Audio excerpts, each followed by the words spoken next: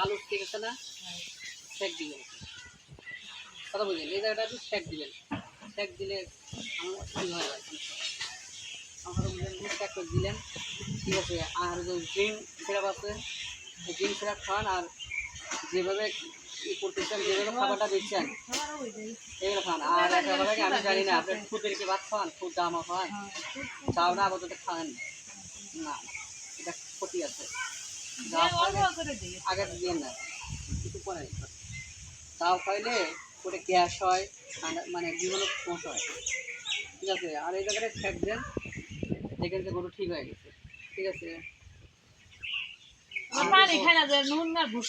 আর একটা কথা বলি, গরু কিনবেন, গরু যে কিনবেন যখন কিনবেন, গরু কিনবেন উঁচু লম্বা আত্মা মোটা দেখে, সাইজ বড় দেখে, উঁচা উঁচা দেখে, মানে গরু খাটো গরু কিনবেন না, আত্মা মোটা দেখে কিনবেন।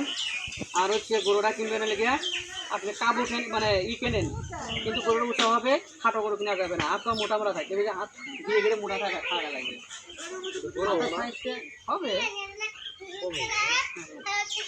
ঠিক আছে, আমার কথা বুঝছেন? তাহলে ফোন করে এটাও ভালো হবে। তুমি পরবর্তী যদি কিনতে চান, এখন বারবারই যদি একই ভুল করে তাহলে তো সমস্যা। কথা বলছি তাহলে কি আপনার বুঝতে পারছেন? গরু কিনলে আজকা মোটা দেখে কিনবেন, গরু খাটো গরু কিনা যাবে না, ঠিক আছে।